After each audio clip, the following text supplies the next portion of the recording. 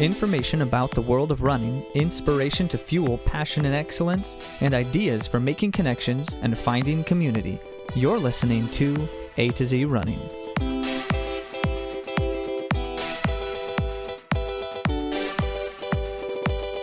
Hey everyone, welcome back. I'm Zach. And I'm Andy. And we're glad to have you with us again. If you missed the first couple episodes, by the way, check them out on your favorite podcast app. We're on Apple, Google, Spotify, all those places. Or just visit our website, AtoZrunning.com. So, Andy, in case you forgot, you ran a fairly decent marathon last week. And I've been wondering, which right now is greater?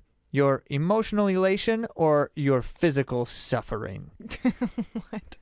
Well, right now, my elation, my suffering is past, thankfully. Oh, but excellent. I have to tell you, I didn't mention it last week, and I thought it was kind of interesting. And maybe you guys have experienced this before. But during the race... You had to go pee? I did have to go pee during the race. What did you do?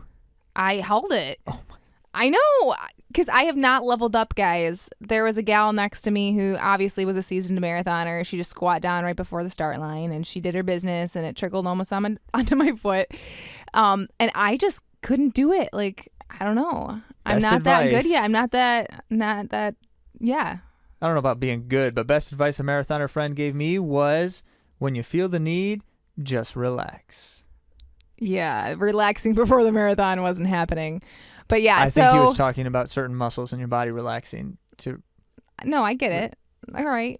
And the other thing that I remembered from the race was that I was trying to get some water, like cups of water that they have alongside. And, you know, there's like 50 people holding out cups. And this guy in front of me, I was going to grab a cup. And he missed 4 in a row, and they were like splashing on me, and he was stopping. It was probably one of the most challenging parts of my race. Yeah, I talked to him afterward. He was actually doing that on purpose. He thought, if I could smack every one of these cups as I'm passing it, then maybe no one behind me can get them, and I'll beat them. Yeah. Strategy. No. But I did find it humorous as I was running, but also really annoying. Well, there's your inside scoop into the Chicago Marathon from Andy's point of view.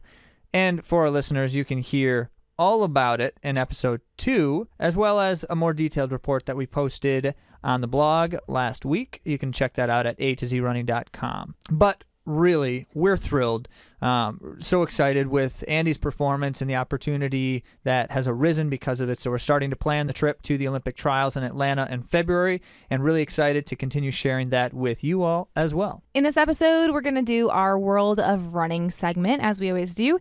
And then our conversation is the topic of knowing yourself. So that's setting goals and expectations and making improvements throughout your training cycle. Sounds great. Let's get started.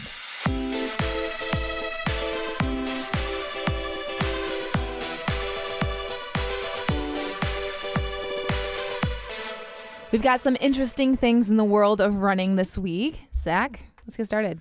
Well, in some ways, the world of running seems to be reeling a bit from the Chicago/Kipchoge weekend, where so many crazy things went down. You've heard it said, if you've been following any of this, that it's like the marathon's been changed forever, or running's been changed.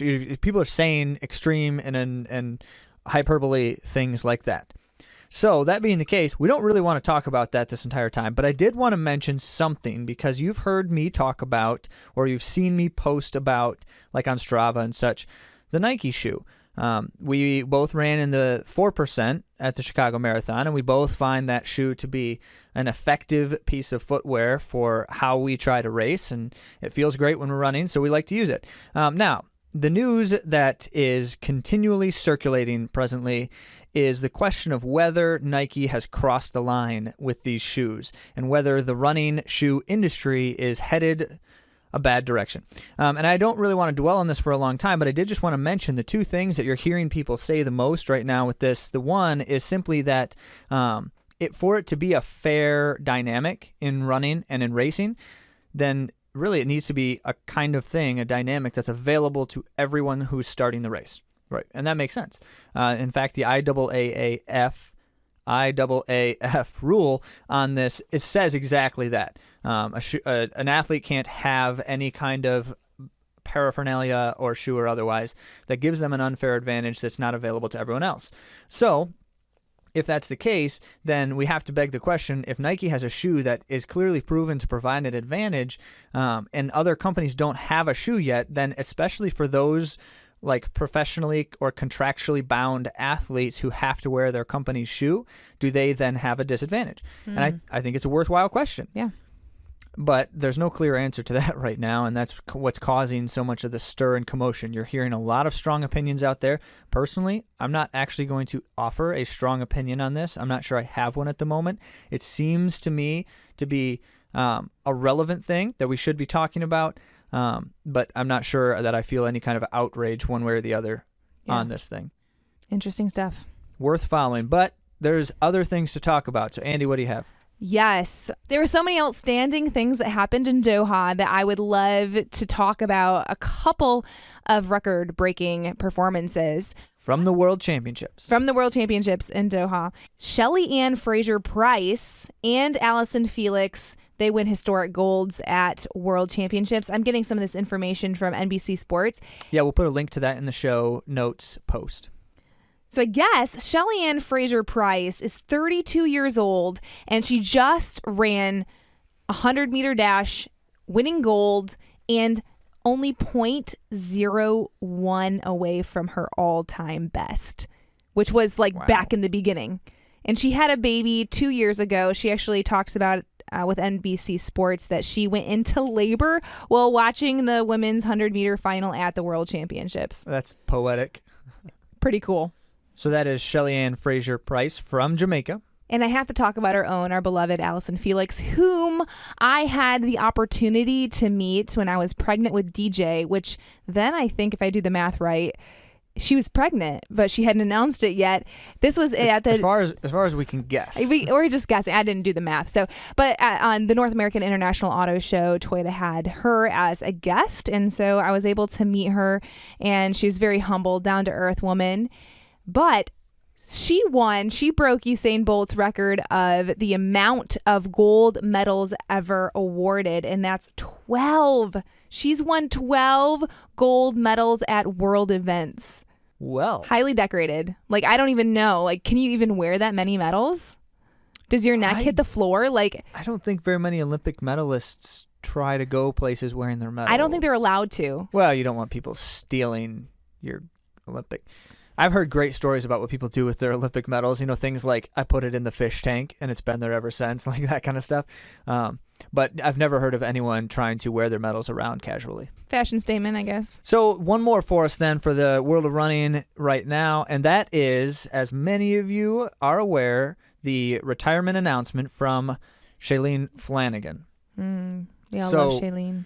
Mega props to Shailene and her career, and certainly just the success that she's achieved, but also just the work she's done. And she's talked about this in various different capacities. She's written some things on a number of different topics, and so she's got a lot of material out there that you can read both about her and about just her efforts in trying to better the running community too. So what the conversation that's always interesting with these kinds of things is like, was she the best distance runner, the best American distance runner? And I put very little stock in these GOAT conversations. I think they're pointless for one thing, and they're generally demeaning and degrading to a lot of people when you start trying to actually delineate in that sense. However, a fun comparison that Let's Run did, and I'll post this link again on our blog post when we release, but the comparison was Shailene's accomplishments compared to Dina Castor. And fascinating for a lot of reasons, because both of them had a very similar amount of success at every level, like really similar. It's kind of fascinating, from track to cross country to road racing. It's really cool stuff. So both with a single Olympic medal, both of them have won World Marathon Majors, although Shailene won one, which is recent. You're familiar with the New York City Marathon win. And Dina Castor had won two. I think one of the most defining things, though, is the American record marathon that Dina Castor still holds at 2:19:36.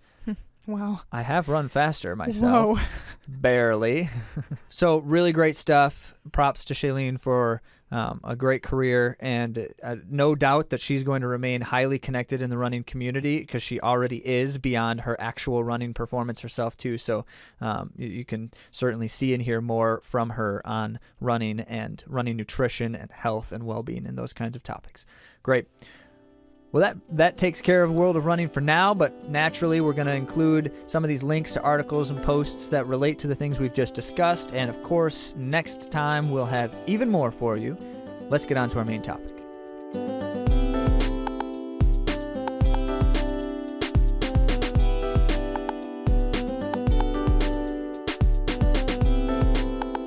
All right, for our main topic this episode, we're going to talk about the idea of knowing yourself, and specifically knowing yourself as a runner. And as we think through this idea, you'll notice that we mentioned it as a part of Overcoming Struggle in episode 2.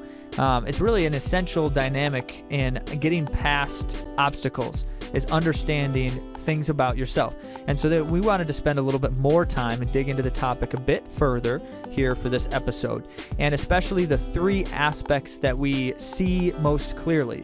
The first just being to know your limits. Where is the ceiling and where is the floor, and understanding where that plays with how you're training and competing and living your life. The second one is setting reasonable goals and expectations. Once you know your limits, being able to seek pursuing or pushing beyond those limits, but in a reasonable way. And that's important because the most likely cause for despair in a lot of runners is trying to achieve something that never manifests, that never happens. And it's a really despairing thing when you go after a goal over and over and over and you never see it happen. And then that third one being to then, once you have those reasonable goals and expectations, to pursue incremental gains.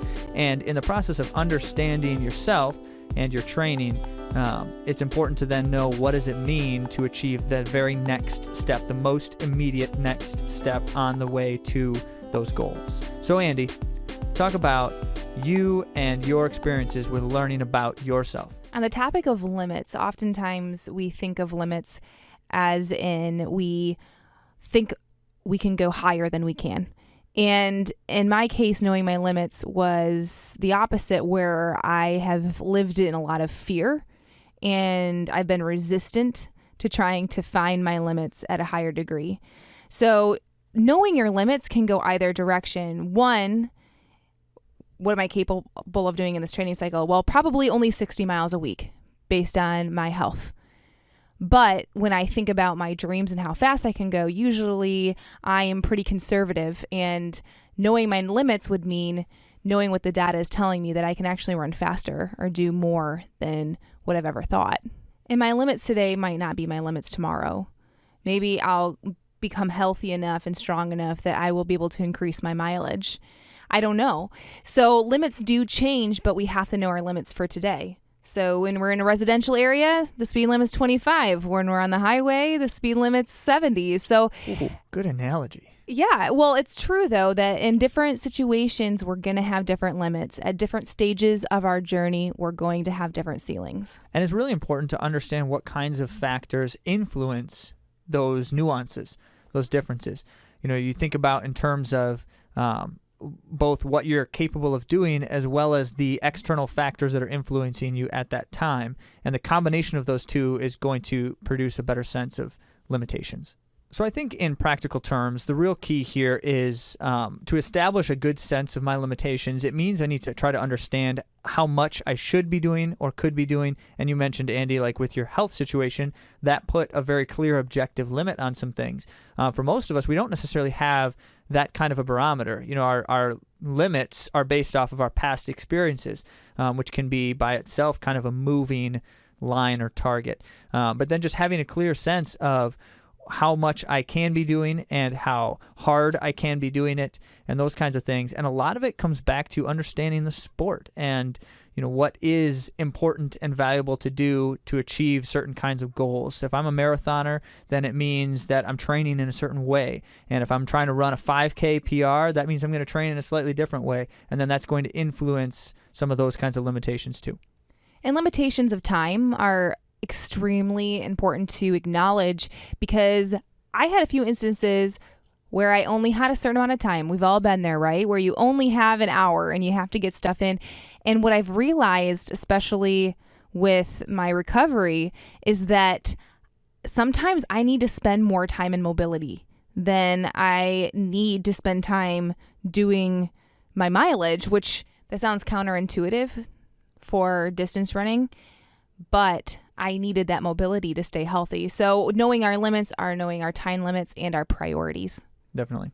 So 3 objective measures. The first is any kind of aerobic ceiling, the total volume that you're trying to run.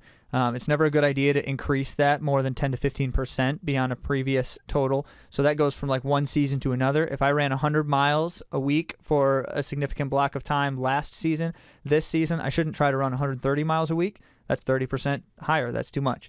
But maybe like 105 or 110 miles a week for the next high. And understanding, again, at some point or another, I have to stop increasing. I can't just keep doing that over and over. So that's where Andy found her ceiling at that 60-mile-a-week mark based on her health. Personally, I found my ceiling somewhere in the 100 to 110 range where just based on the amount of time available to me in a given day, like you're saying, Andy, I just can't really fit more in and maintain healthy balance and well-being. Next objective measure is heart rate. So how do I know if I'm running hard enough or too hard or all those kinds of things? And I think the easiest way to do that is with some kind of objective measure. So because heart rate monitors are easy to come by, that's a good way to do it. I'm going to be vulnerable with all of you. Zach was right in one of our fights. Well, lots more than one of our fights. But people ask, like, how did this work? Like, he was a main influencer. He doesn't want me to call him my coach, but he was my coach for this training cycle. And we did fight a few times. And one of them was about how hard I was running on my easy days. And I wasn't wearing a heart rate monitor. And he said, okay, well, you need to wear a heart rate monitor and we'll figure out, are you running too hard? And I was. Because I didn't know myself. This is all about knowing yourself. And I did not know myself, and the heart rate monitor could help me. It's important to know that conversation that sounds like she just said, that was like a 10-minute conversation we had. That was like a 3-month conversation that involved late nights of screaming and throwing things across the house. No, it was not violent. Oh, that was a different one. The other one was violent. No.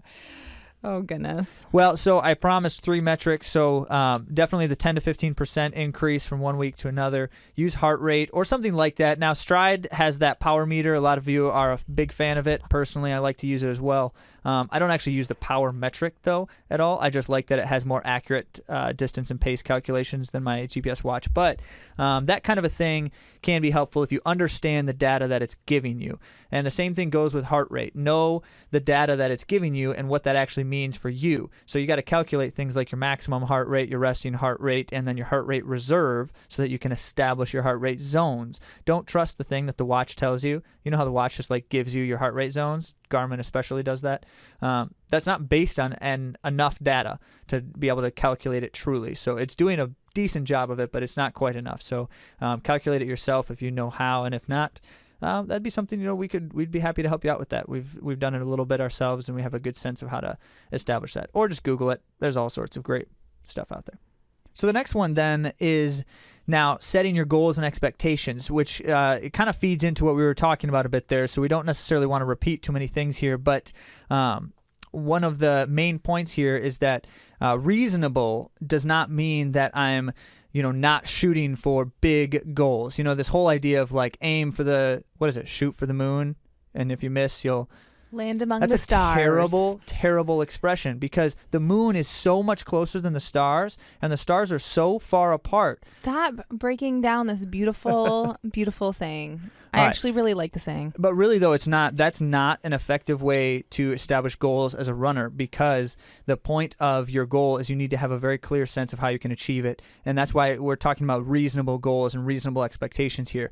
So if I ran 2:22 at the marathon, which I did, and I'm thinking, okay, in 6 months I'm going to run another marathon, knowing that 2:22 was very nearly the top end of what I could have produced that day, just based off of the other data that's available to me, I can't just go in and say, okay, next time I'm going to try for 2:15.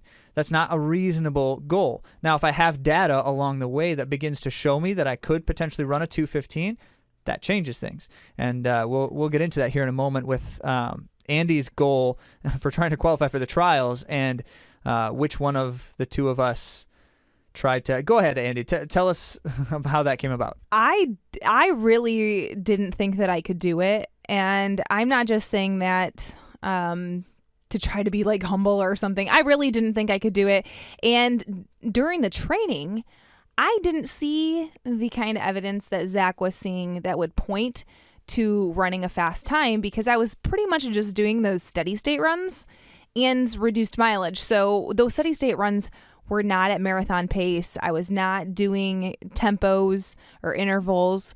And so for me, like as someone who doesn't know myself very well, that I'm gaining, I'm learning, I'm greeting myself with more critical thinking, I did not understand my limitations. And that's where Zach came in, because he was able to see my potential and what would be a reasonable goal for me. So a lot of that comes from this idea that you should see certain things in your training. You know, I should be able to run a certain pace for this workout if I'm in this kind of fitness. And I'll just give the clear example. Runner's World loves these. There's 2 or 3 of them, these workouts, and it's like the fast finish long run. You know, if you can do X on your long run for this fast finish thing, then that means you're in this kind of marathon shape. The other one's that 800s workout that's out there, where if it's, you know, you do the 800s and then you like add, I don't know, what is it? It's like, you know, whatever that pace is plus 30 seconds per mile, and that should be your marathon. I can't remember what it is, but put no stock in those promises. The running pace calculators that are out there that say, you know, if you can run this pace for a 10K, that means you're in this kind of shape for a marathon. Don't trust them, because none of that is based off of your data and you. And so what you need to do is you need to understand the kind of training that you're doing. And this comes back to what Andy was talking about. We were doing some training this summer that she was not familiar with. And so she really didn't know what that data meant or was telling her about her body, about her fitness.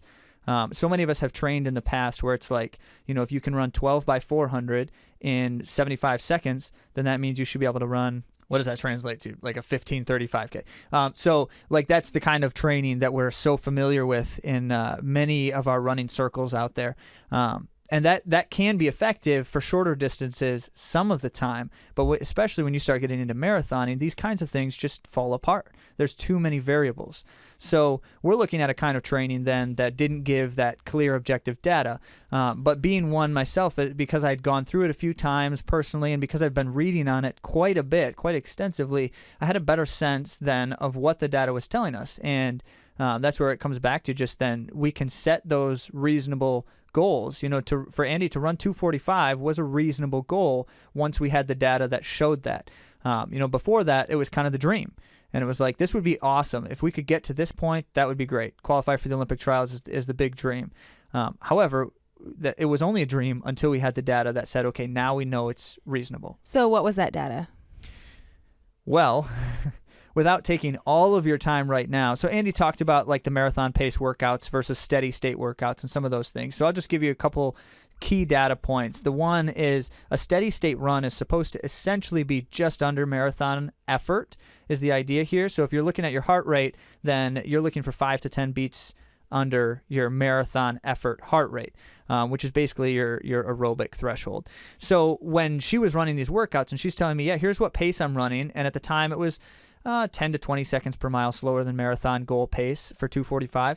And she's saying, these are the kinds of times that I'm running. Here's about the effort or how much it feels and such. You know, some days it felt really hard. Other days it felt a little bit easier. That variance is always going to be there. And for me to see that and say, okay, you can pretty consistently run 10 to 20 seconds slower than your goal marathon pace for this kind of a workout, despite all of these other variable conditions and circumstances, that gave me a clear indication that when the circumstances are in better control and when your fitness is further along, it's entirely reasonable to think you can run 10 to 20 seconds per mile faster for a comparable effort, keeping in mind that when you're actually in your marathon, you're going to be running a little bit harder anyways. You're supposed to be running a little under marathon effort for those workouts. So that was one example of, and I don't want to go through all of the training right now. We did share some more of this in our training guide part 1 on the blog, just kind of the dynamics of aerobic building. And a lot of it feeds into that. But understanding what that data means takes a little bit more study and just really diving into some of the science as well as just some of your own physical awareness.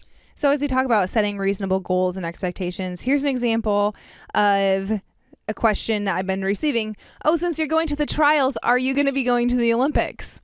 The answer is no. And even on a crazy, amazing day, I'm not going to be going out at 5:40 pace to be even in the realm of possibility of running with the top ladies. It's only a 16-minute and 11-second PR.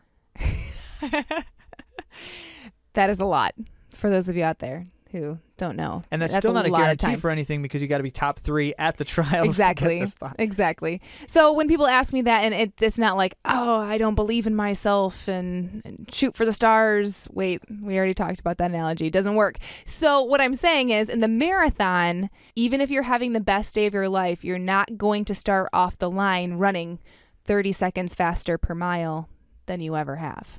And there's a really key thing here. Lynn Lentz shared with us just a reflection from one of her recent marathons at the Quad Cities Marathon.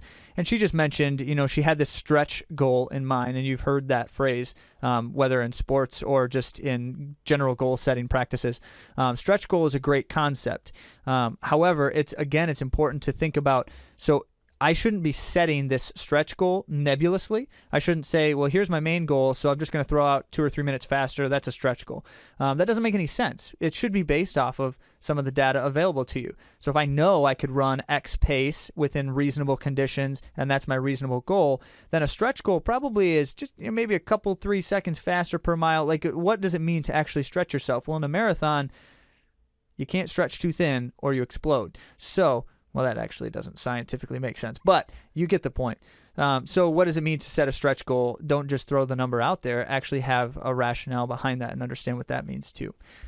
Andy, one more comment. You had said something about goals in a recent blog post. What was that? Yes. So Rod Wortley, my coach at Cornerstone University while I was in college, Rod Wortley, he gave me something super valuable to me in my training, and that was having a multi-tier goal system. So having more than one goal in your race so that when different scenarios play out, you're neither limited by your main ultimate goal, but also know what your base goal should be so that you keep chasing after a goal during your race.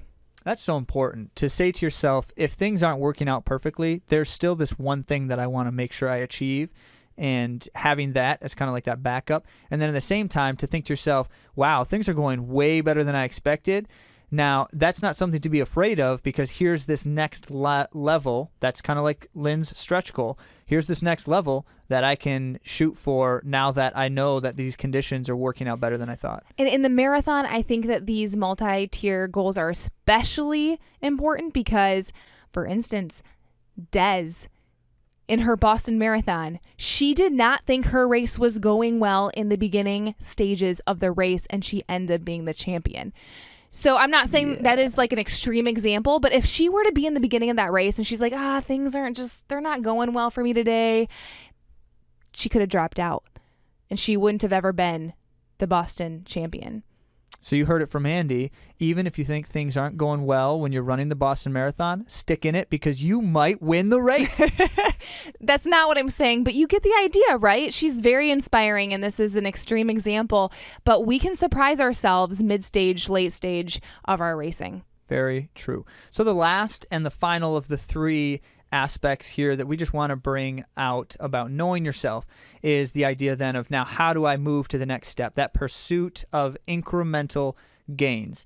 And the increment is important because it's so easy to think about, if I do all of these things right, then I'm just going to leap to this level of excellence and competitiveness. And actually even the myth is sold to high schoolers so often. And I say it's a myth. There's actually some truth here. But to high schoolers, it's often talked about as like the jump. They talk about it as the jump. And that means that when things come together and you're working hard for a certain period of time, suddenly your fitness just spikes and you move on to like the next level. But that doesn't really happen realistically for hardly anyone. And the whole point here is that an incremental gain doesn't necessarily mean like PR incremental gain either. And especially if you think about, maybe I'm past running PRs. Personally, I'm 31 years old. I think I've got a chance at some personal records still in my life, but that might not necessarily be true for much longer. That doesn't mean that I can't have incremental gains in certain aspects and dynamics of what I'm doing as well. And sometimes making incremental gains doesn't mean doing more necessarily. Sometimes it means doing less of something that's hurting you or distracting you. It's the smart, not hard kind of dynamic in training. And just the few key things are knowing what is the immediate next step. What does that look like for me? And, in some ways that could be cutting something out. The next step is being a little bit more fine-tuned in my routine. And, like Andy said, then that's doing something less that's hurting me. Also, then, what does it take to make it to the next step, specifically when we're thinking about something like performance? What do I need to do in a different way to achieve that next step? And all of this comes back to really understanding yourself and the sport and how those things are playing together to impact you and how you're leveraging them to achieve your goals. I like to give an example of the incremental gain that I made this past cycle, and that was including mobility and drills and activation before my running. I have always kind of like functioned under that high school mentality where you don't really need to stretch before you run. That's a and lie. I know it really is. And anyone who says static stretching is bad for you, that's also a lie, but we'll come back to that at a different time. Yeah, you don't want to overdo it, but there are really, really good drills and stretching that you should be doing if you're like me and lack mobility. So my incremental gain was adding this to my routine because I knew to make my next step, to do the workouts I needed to do the volume I needed to do, to stay healthy like I needed to, I had to be doing this every day. So that was my small gain that I chose to make every day. And that's just the concept of consistency over time. And what that really means for us then is I don't necessarily have to do more training to get better at the thing I'm trying to do. If I can just simply do the same thing for a long period of time without getting hurt and without significant interruptions, that by itself makes a big difference. Yeah, one of the biggest celebrations of my entire training cycle was not getting hurt. Coming off of an injury, a significant I injury. think I actually said to Adam, I think I can achieve this goal if I don't get hurt. Adam is our PT at Endurance Rehabilitation. But I think I told him that, like, if I don't get hurt, this is a real opportunity for me. So it's important to be aware of the potential for breakthrough as well. And I don't want to belittle that. I mentioned the high school jump earlier, and that is, in a sense, that is a real thing. You can have breakthroughs. Those breakthroughs are never accidental. They're never the kind of thing that's just like, suddenly I'm at the next level. But they can be achieved intentionally if you got to have a sense of what's going on, and it'll give you, if I understand what I'm doing in training and what the data is telling me in that sense, it gives me an idea of whether or not something like that's on the horizon. So really, the idea here, as we try to talk through a couple of different layers, and apologies if some of it is kind of repetitive, but I think the repetition is important because at the beginning and the end of a distance runner's journey, what I know about myself and how I can influence those factors within myself, that's the key to achieving my goals, and that's a key to setting those goals in the first place in a way that they can be achievable. So those three, just in a quick summary then for you, to know yourself, you got to know your limits and understand the ceiling and the floor. You need to then be able to set reasonable goals and expectations, and of course, in doing so, pursue incremental gains toward that goal.